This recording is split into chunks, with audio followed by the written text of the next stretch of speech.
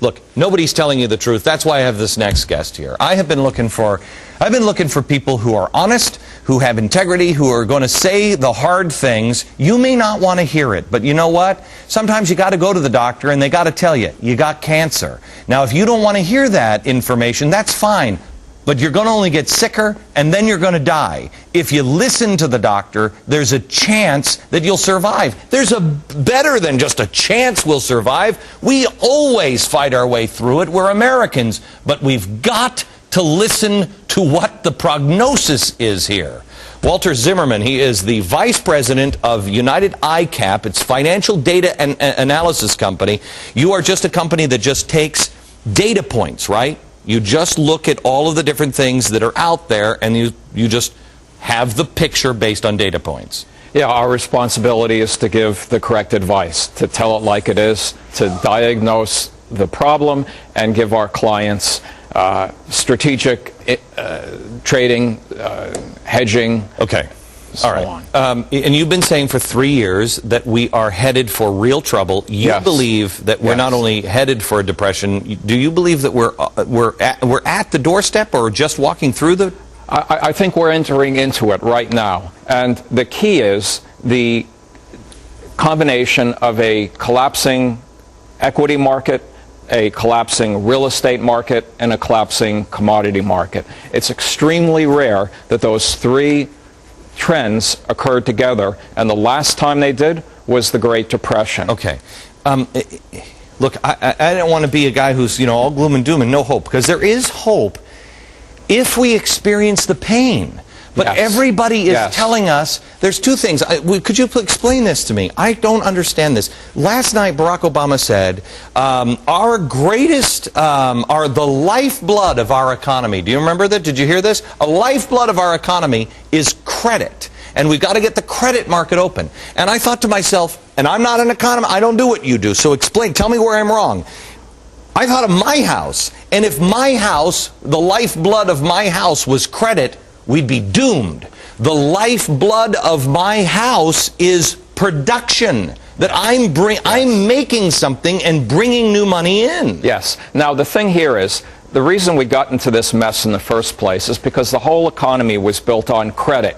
Credit is debt. And that easy money pushed prices, especially real estate prices, to unsustainable levels. And when the house of cards started to unravel, then suddenly people are asking, well, where did all the money go?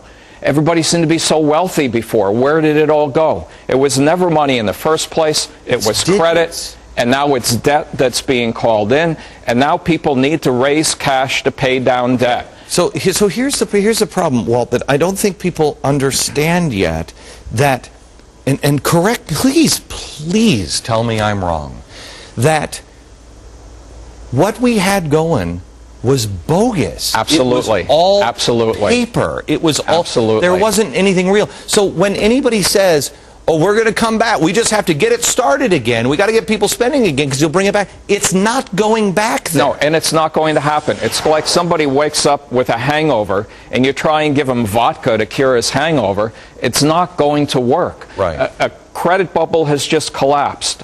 Markets need to return to cash. Consumers need to raise their cash levels, and prices need to get cheap enough so that people feel compelled to buy, which means the only way out of this is deflation. You have to go through the pain of deflation in order for the economic cycle to bring back a recovery. How irresponsible are two things here. First of all, anybody who's telling you, go out and buy right now, go out and spend, you got to take this money and spend. Irresponsible. Absolutely irresponsible. It's the worst possible advice for the individual consumer right now. Might be good for everyone, but you can't. It might be great for the economy and for certain businesses, but it would be irresponsible for a consumer trying to raise cash, pay down debt, to go out and spend. They're just not going to do it. Okay. Because number two, they also see that prices are going down. The longer they wait, the cheaper things get. Okay, so real quick, because I'm way past time here. Obama just announced a $634 billion reserve fund to partially pay for the vast expansion of the U.S. healthcare system. He is going to pay for that by trimming tax breaks for the wealthy, tightening payments to insurers, hospitals, and physicians.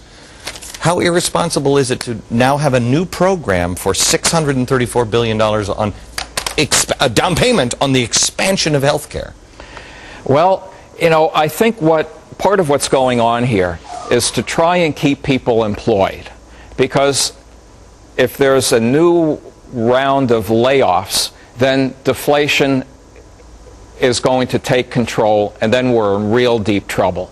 Because if people don't have jobs, then they will definitely not spend.